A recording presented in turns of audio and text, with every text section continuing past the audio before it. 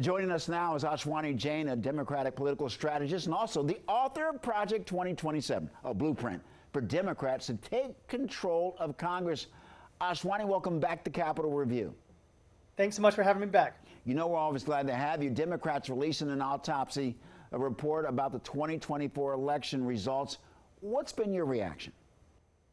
Well, the biggest takeaway for me is that, not that Democrats need to move to the center or cater to moderates, it's that voters need to actually feel like the party is fighting for them boldly.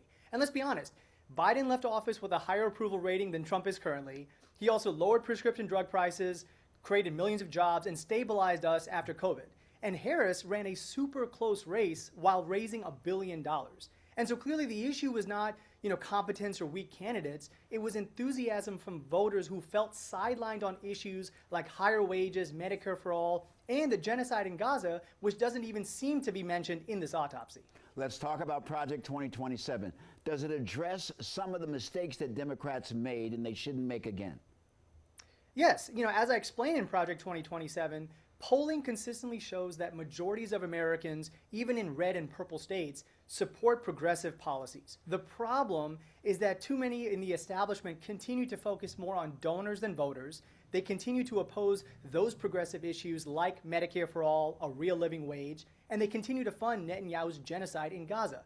That's why Democrats lost millions of voters from 2020 to 2024. Again, not because of voter apathy, but because of a status quo that pushed so many of us aside.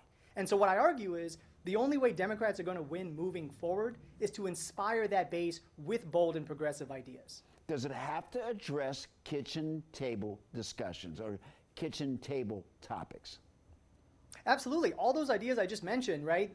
Those are kitchen table ideas. How do we lower the cost for healthcare? How do we have affordable housing, affordable childcare? How do we address human rights and have moral clarity? These are all issues that majority of voters, again, regardless of party, are feeling right now and are seeing the establishment on both sides of the aisle fail to address or actually elevate. As we get closer to the midterm, should Democrats make it more about President Trump's policies as opposed to President Trump?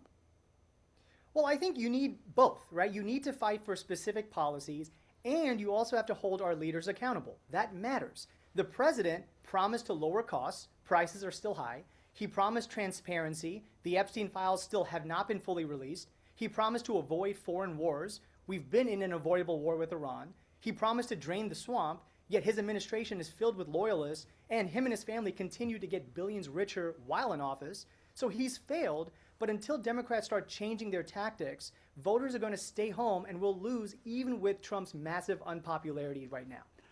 As we move forward again to the midterms, some say that Republicans are better than Democrats when it comes to that collective messaging, to stay on message. Is that a problem that Democrats need to focus on as we get closer to November? I think it's messaging, but also strategy. So, for example, in Project 2027, I lay out 3 specific strategies that the party and voters can take. One, it's organizing mass town halls and protests, just like we did in 2017 when Republicans controlled D.C., but public pressure was so intense that they still failed to repeal Obamacare. The second is hold local leaders accountable too, not just those in D.C., right? There's nothing stopping leaders in blue states from being bolder on those issues that people care about. And Democrats, I think, have to prove that they can govern where they already hold power. And then the third and final piece of that is, as a party, we need to stop pretending that electability simply means whoever raises the most money. Some of the strongest Democratic voices we have right now have succeeded because they focused more on grassroots organizing and actually inspiring voters. That's the future of the party: organizing, accountability, and bold leadership that voters actually trust. Ashwani Jain, thank you so very much for joining us.